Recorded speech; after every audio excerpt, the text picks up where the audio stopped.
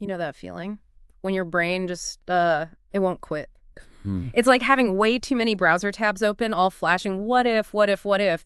It can be completely draining, can't it? Even when things are actually okay. Oh, absolutely. That sort of persistent hum of worry, it can feel incredibly real, even when the things we're actually worrying about are still just, maybes, Yeah. possibilities floating out there in the future. Right, exactly. And that's really what we want to dig into today. We've been looking into the ideas of Carl Jung, and he had this really fascinating take on worry. Yeah, He almost saw it as a kind of mirage, like a trick our minds play. that's a powerful way to put it. Yeah, Jung saw worry as something that really pulls us away from what's actually happening, like right now. Right. It keeps us circling in these mental loops, fear, uncertainty. So our mission today really is to explore that, to understand, using Jung's perspective, why we get caught in these worry cycles, and maybe more importantly, how we can find a more lasting sense of freedom from it. Real calm. Yeah, not just temporary fixes. Exactly. We're looking for a deeper shift.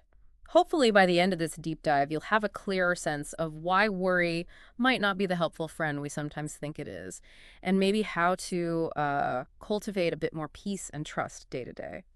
Okay. Well, one of the really interesting things Jung pointed out right off the bat is how worry feels like we're doing something productive, Right. like we're preparing. Oh, I totally get that. Yeah. It's like if I just run through all the awful possibilities in my head, I'll somehow be ready. Or maybe even stop them from happening. Precisely. That's the feeling. But Jung suggested that this kind of endless mental rehearsal, it rarely leads to actual solutions. Hmm. Instead, it often just keeps us locked in that anxiety cycle.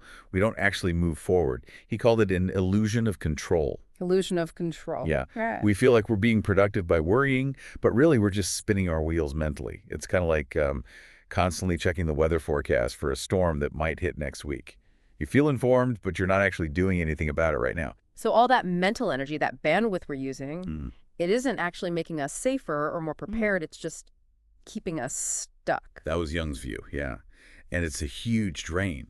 He basically said worry robs you of your energy, your focus, and your ability to truly live in the moment. Wow. Yeah, you can see that. How much of your day can just get eaten up by those what ifs? You're not really present. Exactly. Less present for people, for tasks, for just life happening. It's a total energy vampire. Okay, so the first step then, based on Jung, is just recognizing this, seeing that worry isn't the helpful problem solver we think it is. It might actually be the thing holding us back. Absolutely. Just that recognition is huge.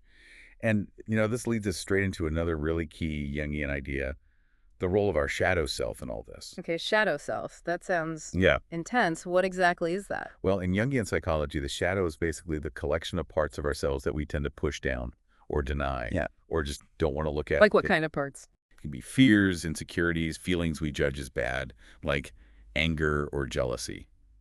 Even personality traits we just don't like in ourselves. Think of it like the unconscious storage closet of your mind, the stuff you'd rather keep in the dark. So the bits we try to hide, Yeah. even from ourselves, like that little nagging voice of self-doubt, maybe? Exactly like that voice. Perfect example. And Jung's insight was that worry can often be a kind of signal flare coming from this shadow. Signal. Yeah, it's like these unacknowledged fears or insecurities are bubbling up, trying to get our attention. Worry can be how the shadow manifests itself. It points to an unaddressed fear, maybe an old wound that hasn't healed, or some truth about ourselves we're trying to avoid. Huh. That's really interesting. Like if I'm constantly worrying about, say, failing at something, Mm-hmm. could that actually be my shadow saying, hey, you've got this deep fear of inadequacy you're not dealing with? That's exactly the kind of connection Jung would suggest looking for. The surface worry about failure might be rooted in a deeper, hidden feeling of not being good enough. And he thought that bringing that stuff out of the closet, so to speak, helps. Immensely. When we bring these hidden parts into the light, acknowledge them, try to understand them, they actually lose a lot of their power. They become less overwhelming, more manageable, because we see where they're coming from. So the takeaway is, if a worry keeps nagging at you, ask yourself, what else might be going on here? What deeper fear or insecurity could this be pointing to? Precisely. Connecting the dots, Yeah. bringing the unconscious into conscious awareness. It's a really powerful process. Okay. Something else that really stood out from Jung's ideas was this laser focus worry seems to have on the future. Yes, absolutely. Jung saw that worry often involves this intense fixation on what might happen, usually the worst-case scenarios, right? Oh, yeah. Your mind becomes this little movie director producing disaster films. Exactly. Constantly churning out these elaborate, often terrifying narratives about what could go wrong down the line. And it's so easy to get totally sucked into those stories. Like, they're already real. It is. And Jung really emphasized the cost of that. This preoccupation with the future, he said, it disconnects us completely from the present moment. Right. Where life is actually happening. The only place life is happening. Yeah. We get so lost in what might be that we completely miss what is. It's like trying to have a conversation while constantly checking your phone for news alerts. You're Yeah. just not there. That's a great analogy, living in constant, usually negative anticipation instead of engaging with reality. Exactly. And another key point Jung made is that these worried thoughts, these future anxieties, Hmm. they're just ideas, mental A constructions, fact. not facts, not even necessarily likely outcomes, just thoughts churned out by the mind. And simply recognizing that distinction, understanding these are thoughts, not reality, can massively lessen their grip. So when a worried thought pops up, instead of just automatically buying into it, Yeah. try to step back. See it as just a thought, a possibility, not the guaranteed future. Precisely. Creating that little bit of space, observing the worry instead of being the worry. That's a crucial shift. Okay, so we've talked about worry as this illusion of control, this distraction, Right. as a potential signal from the shadow, and as this fixation on the future that disconnects us from the now. That's already a lot to think about. It is, and it provides a really solid foundation for understanding why worry takes hold. But there's more to it, of course. Jung also talked about things like trust and synchronicity. Synchronicity, like Yeah. meaningful coincidences. Exactly. Jung believed life often provides subtle guidance, these meaningful patterns or coincidences. But he thought worry could actually block our ability to even notice them. How so? Well, if your mind is constantly scanning for potential problems, focused entirely on fear and negative outcomes, you're just not open. You're not receptive to the more subtle, positive, or guiding signals that might be around you. Your attention is completely hijacked by the anxiety. So worry literally makes us miss opportunities or signs because we're too busy looking for danger. That's the idea. Letting go of worry, from this perspective, involves being more open to the flow of life, as he might put it. Trusting that things can unfold maybe in unexpected ways. That sounds like it requires a lot of trust. It does, and trust is really central here. Trusting yourself, your ability to handle challenges as they actually rise, not just in your imagination. And also perhaps trusting the universe or the process of life itself, that things might unfold as they're meant to, even if it's not according to your worried plan. That's a big leap for a worried mind. It is, but it's a core part of moving beyond that constant anxiety. It connects to another major Jungian concept too, individuation. Individuation. Yeah. That's about becoming your whole authentic self, right? Exactly, the journey of integrating all parts of yourself, conscious and unconscious, and living in alignment with your true nature, your values, your purpose. And how does that relate to worry? Well, Jung suggested that worry can often flare up when we're not aligned, when we're living based on other people's expectations or societal pressures, or a role that doesn't quite fit. So like trying to be someone you're not creates inner conflict, and that conflict can manifest as worry. Precisely. There's an inner tension, maybe a worry about being found out or failing to meet those external expectations. But as you connect more deeply with your own authentic self, your own values, Jung believed the kind of worry diminishes because you're anchored in something more real, more you. You're not trying to maintain a facade. That makes a lot of sense. When you feel more grounded in who you are, maybe there's less to worry about losing. Less fear of external judgment, perhaps. Which brings us to another key piece, surrender and uncertainty. Ooh, okay. Surrender. That sounds passive. Not necessarily passive, no. Yeah. Jung saw worry as thriving on resistance. Resistance to uncertainty, resistance to change, resistance to the unknown. We desperately want to know what's going to happen. We want to control it. Yeah, uncertainty is uncomfortable. Totally. But clinging to the need for certainty, trying to force outcomes, that's where worry really digs in. Surrender, in this context, isn't giving up. It's letting go of that need to control everything. Letting go of the illusion of control we talked about earlier. Exactly. It's about accepting that some things are uncertain, some things are unknown, and that's okay. It allows you to move from that rigid state of fear into more of a flow state where solutions and adaptations can actually arise more naturally. So reframing uncertainty, not as something terrifying, but maybe as space. Yes, a space of possibility, a space for creativity, for growth, for unexpected good things to happen even.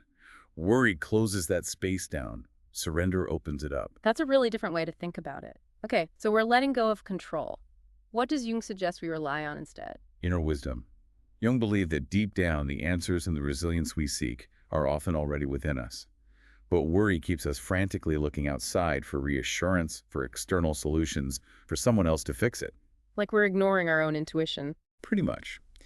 He encouraged connecting with that quiet, steady presence within. The part of you that knows you're more than your fears, more than your doubts. When you connect with that inner wisdom, that deeper self, worry's voice gets quieter. Its power diminishes. You start to reclaim your own inner authority, your own freedom. Finding that calm center amidst the storm of worry. That's a beautiful way to put it. And related to this, Jung also saw worry sometimes stemming from a core feeling that something is missing. Missing. Like what?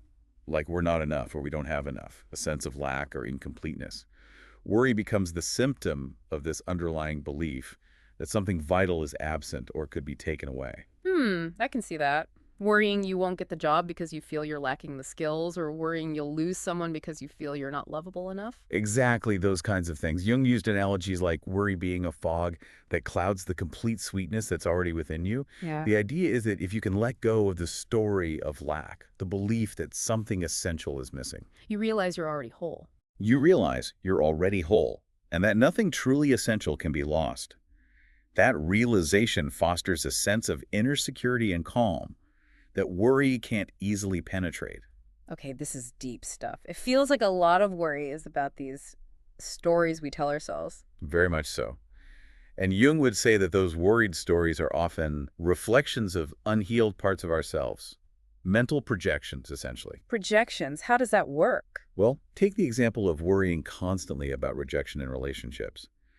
Jung might suggest that this worry isn't just about the current situation, but it could be a projection of past experiences of rejection, maybe from childhood, that haven't been fully processed or healed. So the past is literally coloring the present and future with fear. Exactly. The unhealed wound is casting a shadow, creating these worried narratives. By acknowledging and working to heal those original wounds, we reduce their power to distort our present reality. The worried stories become less convincing because the emotional charge behind them starts to fade. It all seems to come back to bringing the unconscious, the unhealed stuff into awareness. So much of it does. And this ties into how worry messes with our perception of time, too. How so? We talked about the future fixation. Right. But it's more than that. Worry creates this kind of false sense of time.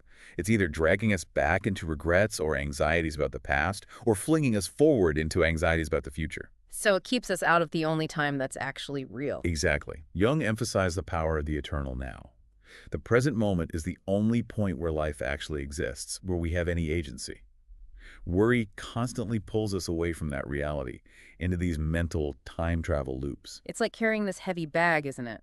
Full of past what-ifs and future oh-nos. That's a perfect image. Yeah. And connecting with the present moment, really grounding yourself in the now, is like putting that heavy bag down, even just for a little while. Yeah. It offers immediate relief. Wow, so many layers to this. Is there anything about, like, worry being bigger than just us?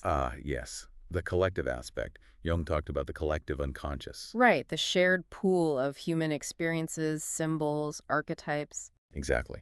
And he suggested that some of our deepest fears and anxieties aren't just personal. They're part of this collective human inheritance. Certain worries, fear of the dark, fear of snakes, fear of the unknown.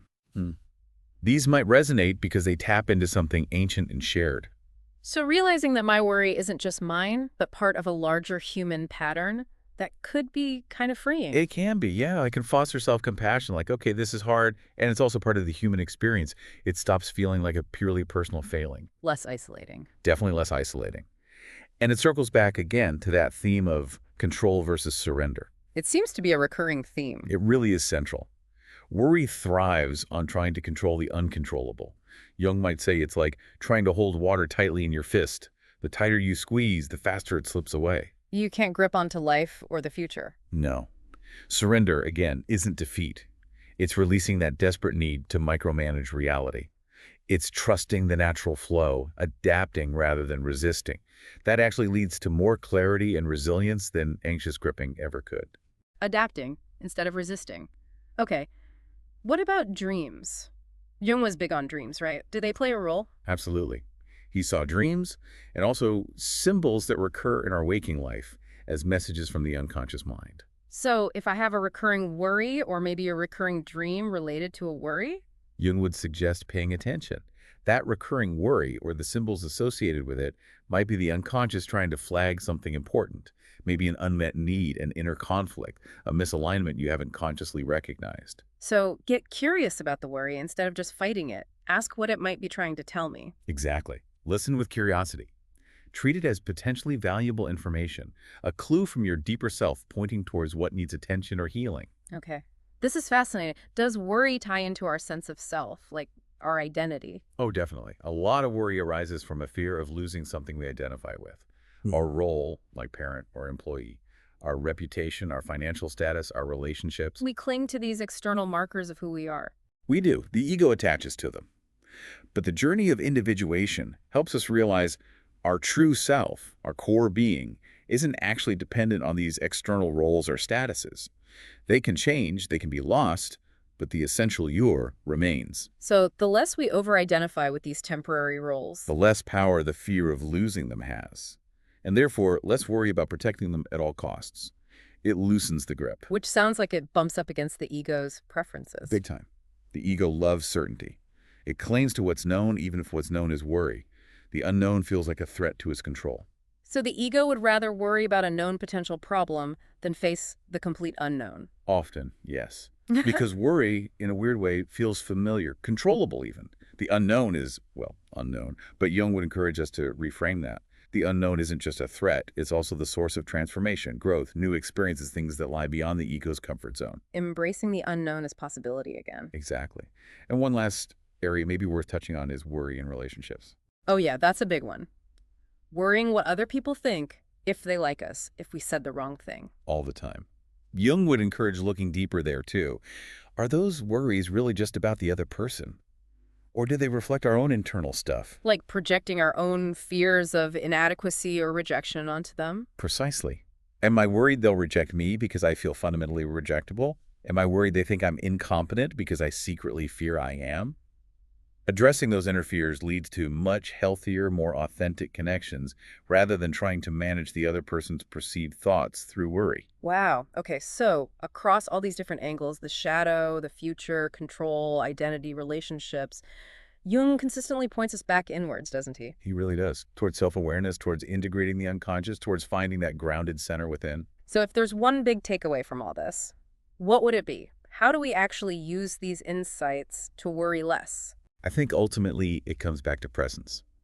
Recognizing worry as these thought stories, often rooted in deeper fears or projections, and gently, consistently bringing yourself back to the present moment. Connecting with that quiet observer inside. Yes, the part of you that can watch the worry arise and pass without getting swept away.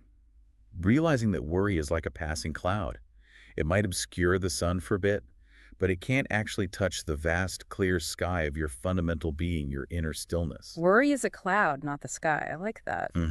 It's about cultivating that inner sky, that presence. That's the most powerful antidote Jung offers, I think. That's incredibly helpful. A really different way to approach that feeling we started with, that buzzing what-if brain. Hopefully, yeah. Well, Shifting the relationship with it. Well, for you listening, we really hope this deep dive into Carl Jung's perspective on worry has sparked some thoughts. Maybe just take a moment to consider. Which of these ideas really resonated? Which one felt like it clicked for you? Just noticing that can be the beginning of a shift. Absolutely. And if you're looking for more wisdom like this, more ways to understand your inner world and find a bit more peace, definitely follow us for more dip dives. We'll be exploring more fascinating terrain. We will indeed. Join us next time as we continue to delve into the power of understanding ourselves.